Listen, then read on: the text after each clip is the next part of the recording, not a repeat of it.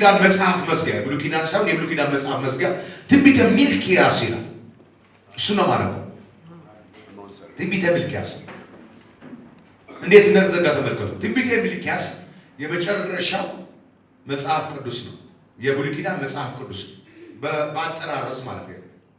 ያው ብሉይ ኪዳን የት እንደሚዘጋ ስለምናውቅ አዲስ ኪዳን በመንፈስ ቅዱስ መገለጥ የተጀመረ ኪዳን ስለሆነ ግን የብሉይ ኪዳን መጽሐፍ አጠራረስን የመጨረሻው መጽሐፍ ያደረገው ምክንያቱም ከሚልክያስ በኋላ የጨለማ ዘመን የሚባለው ነው። ጨለማ ዘመን የሚባለው ነው። እግዚአብሔር አይናገርም ነበር። ይህ ሲል ጠቅላላ ለእስራኤል ማህበረሰብ እንጂ በግልማ የሚያወራቸው አሉ አይደል? ነቢይቱ ሐና ነበረች፣ ስምዖን ነበረ፣ ካህኑ ስምዖን አይደል? ሳታያት ሞቱ ተብሎ በመንፈስ የተረዳ ግን ጀነራሊ በብሉይ ኪዳን የእግዚአብሔር ሐሳብና ዕቅድ ከኔሽን ጋር ወይም ደግሞ ከእስራኤል ከሚባለው አገር ጋር ስለነበረ እግዚአብሔር ከእስራኤል ጋር የነበረው የማህበረሰባዊ ትንቢት አቁሞ ነበር ለረጅም ዓመት። ግን ሲዘጋ እንዴት ብሎ እንደተዘጋ ተመልከቱ። ምዕራፍ 4 እቺ ቃል በደንብ ስሙ። እነሆ እንደ ምድጃ እሳት የሚነድድ ቀን ይመጣል። አገር ብሉይ ኪዳን ሲዘጋ መጽሐፉ ሲዘጋ የምህረት ልጅ ሊወለድ ባለበት በዛ ምዕራፍ እግዚአብሔር ሲዘጋ ምን ብሎ ነው የዘጋው? እንደ ምድጃ እሳት የሚነድድ ቀን ይመጣል። ለዚህ ይላል እነሆ እንደ ምድጃ እሳት የሚነድድ ቀን ይመጣል።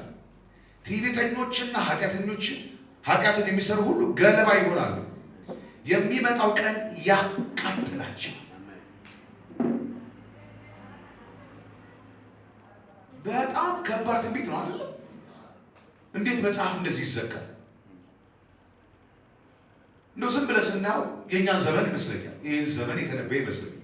አሁን ያለንበትን ዘመን ከዚህ በኋላ የሚመጣውን ዘመን ይመስለኛል ሚልክያስ የተነበየው። በጣም ከባድ ዘመን እንደሆነ ማንም ሊያልፍበት የማይችል ከባድ፣ በተለይ ደግሞ ትዕቢተኛና ኃጢአትን የሚሰሩ ሁሉ እንደ ገለባ የሚበሉበት ቀን እንደሆነ ይነግረናል። ቀኑ ራሱ የሚፋጅ እንደሆነ፣ ቀኑ ራሱ ከባድ እንደሆነ ይነግረናል። እና ሲነበብ ራሱ ክብደት የሚሰጥ ነው። ልብ ላይ የሚጨንቅ ነው። ጫና የሚፈጥር ነው። ደግሞ የተናገረው ነብይ ነው፣ የእግዚአብሔር ነብይ። ይህን በምንም አትቀይረው። ይህን ቀን አትቀይረው። በዚህ ቀን ውስጥ ያለውን ግን ትቀይረዋል። የሚገርም ቀኑን አትቀይረው ተብሏል። አንዳንድ የማይቀይሩ መለኮታዊ ቀኖች አሉ። አትቀይራቸው። በቀን ውስጥ ያለ አሰራር በአንተ ላይ እንዲሆን ግን በዙሪያ ያለ ነገር ትቀይራለህ። ልንገራችሁ እንደዚህ ላይ ከዛ ያቀን ስርና ቅርንጫፍ አይተውላቸው ይላል። ምን ማለት ነው? ኤግዚስተንሳቸውን የመኖራቸውን አቅም ሳይቀር የሚጨርስ ከባድ ቀን፣ በጣም ከባድ ቀን። ዘመንን መመዘንና መመረር የሚችል ሰው ዘመን በተለያየ መስፈሪያ ይመዝነው ብቻ ነው። እኔ የምኖረው በዘመን ብዬ ነው የማስበው ይላል የሰራዊት ጌታ እግዚአብሔር። ስለዚህ ሚልክያስ ምኞቱን አይደለም ይላል የሰራዊት ጌታ እግዚአብሔር ማለት ነው። ዳይሬክትሊ ከእግዚአብሔር ነው የሰማሁት እያለ መጽሐፍትን አጣቅሰው ይተነብያሉ ነቢያቶች። እዚህ ግን መጽሐፍትን አጣቅሰው አይደለም እግዚአብሔርን ሰጥቶ ነው የተነበየው። እዚህ ከእግዚአብሔር አፍ የወጣ ቀጥተኛ መለኮታዊ ድምፅ ነው ይሄ ቀን ማለት ነው። ምን አይነት ቀን? እንደ ምድጃ እሳት የሚነድድ ቀን፣ ትዕቢተኞችና ኃጢአተኞች ምን የሚል ገለባ እስኪሆን ድረስ የሚበላ ስርና ቅርንጫፍ እስካይተወላቸው ድረስ የሚያቃጥል ቀን ይመጣል። ከባድ ቀን ነው አለ እግዚአብሔር። የሚገርመው ቀጥሎ ያለው 4 ነጥብ ካደረገው ነገር ግን ይላል። ነገር ግን ማለት ምን ማለት ነው? አፍራሽ ቃል በት ነገር ግን ካለ ምን አለ ብያቸዋለሁ? ነገር አለ። ነገር ግን ካለ ምን አለ? ነገር አለ። የመጀመሪያውን ሊያፈርስ የሚችል ሌላ ቃል መጣ።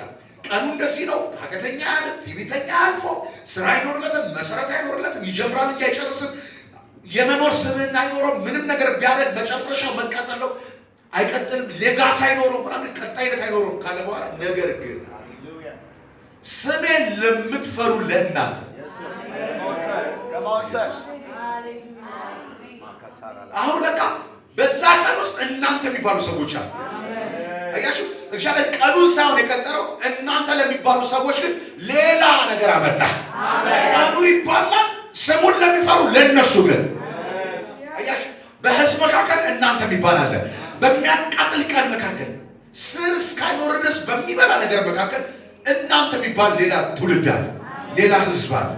ለእናንተ ግን ስሜን ለምትፈሩ ለእናንተ ግን የጽድቅ ፀሐይ ትወጣለች። ከዛስ ፈውስም በክንፎቿ ውስጥ ይሆናል። ምን ማለት ነው? የቀኑ ሰዓት እንኳን ቢበላ ፈውስ ማለት ነው። በአንድም በሌላ ያለህን ነገር ማጣት ማለት ነው። ፈውስ የሚያስፈልገው ለዘላ በተለያየ ምክንያት ወደ ስታጣ ያን ነገር የሚክስ ነገር ማለት ነው። ፈውስ ኢየሱስ ይባላል። አየህ በተለያየ ታልፈን ብቻ አትኖርማ። በዚህ ቀን ውስጥ እያለ ግን የቀን ወላፈን በልቶ ሊጨርስ ከሆነ ስርጋ ሳይደርስ ነገር ሳይጠፋ መጥቶ ይፈውሳል። ፈውስን በክንፎቿ ውስጥ ይሆናል። እናንተም ትወጣላችሁ፣ እንደ ሰባም እንቦሳ ትፈነጫላችሁ።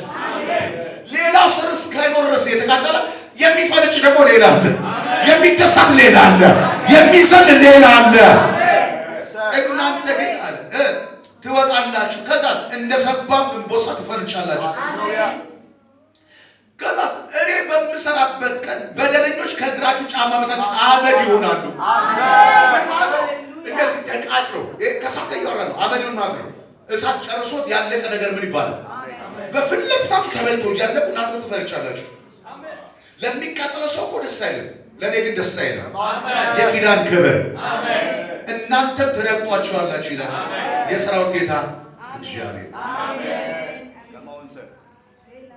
ስሜን ለምትፈሩ ለእናንተ ወርቀ ጨምሬያለሁ አይደል? እግዚአብሔርን መፍራት የእናት ክብር። እግዚአብሔርን መፍራት በዚህ ከባድ ዘመን ላይ የምታመልጥበት ስሙን የሚፈራ እሱ ይከብራል። ስሙን መፍራት ሞኝነት ይመስላል። እግዚአብሔርን መፍራት መናቅ ይመስላል። እግዚአብሔርን መፍራት መጣል ይመስላል። እግዚአብሔርን መፍራት ሞኝነት ይመስላል። እግዚአብሔርን መፍራት ቅልነት ይመስላል። እመነኝ፣ ቂሉ አንተ አይደለም። ቂሉ እግዚአብሔርን የማይፈራ ነው። ቂሉ በአንተ ኪዳን ውስጥ የማይኖር ነው። ቂሉ ኢየሱስን ያልተቀበለ ነው። ቂሉ እግዚአብሔርን ያናነቀ ነው። እግዚአብሔርን ለሚፈራ ግን ክንፍ ተዘርግቶ ነው። ፍርሃትን እግዚአብሔርን መፍራት በዓይናቸው ፊት የለም አይደል? ዮሐንስ ሲጽፍ እንትና ጳውሎስ ሲጽፍ ሮሜ በዓይናቸው ፊት የለም አይደል?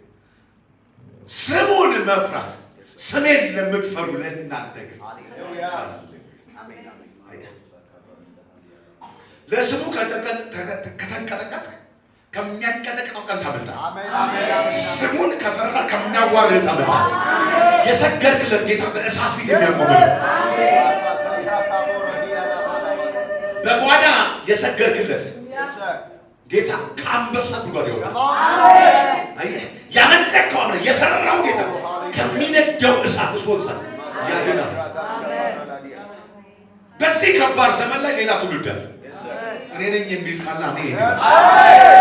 ዘመኑ ከባድ፣ ላንተ ግን እንደ ሰንባን ቦሳ መፈጨት ሆነላ። ዘመን ከባድ ነው። የማይታለፍ መስዋዕት ጨለምልም ብሎ ቢጨልም በአንተ ላይ ብርሃን በርቷል። ለምን ሲባል ስሜን ለእናንተ የጽድቅ ፀሐይ ትወጣለች። የሚወጣ ፀሐይ አለ። በጨለማ መካከል በእኔ ላይ የወጣ ፀሐይ አለ። በእኔ ላይ የሚወጣ ፀሐይ አለ።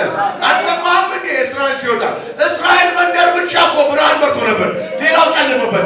ለእኔ የሚበራ ብርሃን አለ። አታመሳስለኝ፣ አታወዳለኝ።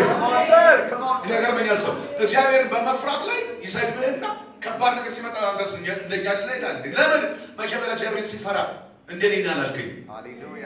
ልክ እግዚአብሔርን ስትፈራ ማትረባ አንተስ ብላበሰማም ይላል።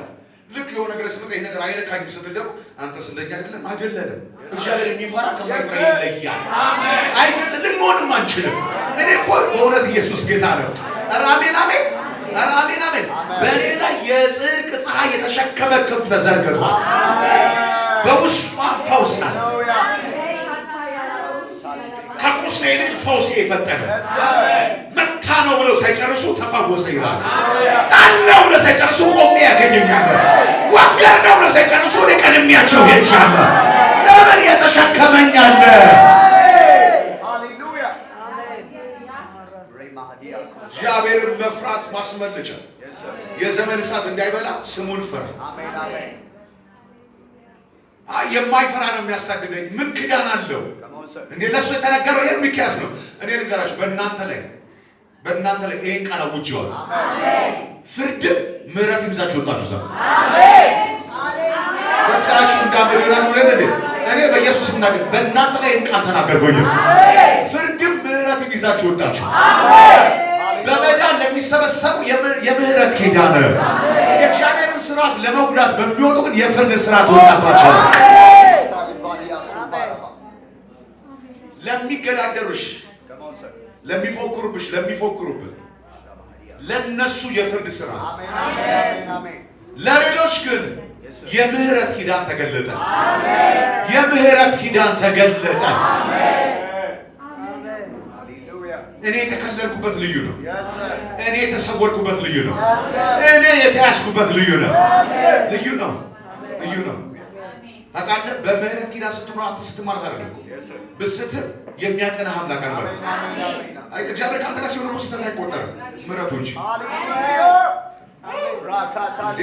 ለቀፋይ ላይ ሊሆን አይደለም እኮ የኔ ህይወት ንስሐ ያለበት ህይወት ንስሐ ማለት ተመልሼ የሚይዘው አምላክ አለ። ያኛውስ በትዕቢት ጀምረው እኮ በትዕቢት ነው የሚጨርሱት። በበደል ጀምረው በበደል ነው የሚጨርሱት። እኔ ዓለም ግን እንደዛ አይደለም ያለው። ልስት ትችል ይሆናል ግን የሚያቀናኝ አምላክ አለ። የምፈራው አምላክ አለ። ስለምፈራው አይደለም እኔ በፊቱ የምወድቀው።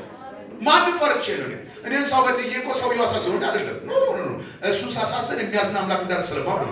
በሚሄድበት በማንኛውም መንገዴ ላይ የሚያዝንብኝ እንዳለ ስለማውቅ ነው። እሱ ማሳዘን ስለማልፈልግ ነው አይደል? ይቀርበልኝ ማደስ አይደለም ሰው የሚቀርታ ብታይ እኔ ላይ ልዩ መንፈስ አለ። ኢየሱስ ይባረካል። ኢየሱስ ይባረካል። ዘመንን የሚቀይር ሳይሆን በዘመን ውስጥ ያለን በእናንተ ላይ የሚሰራውን የሚቀይር ኪዳን አለ። ለእኔ የወጣ ፀሐይ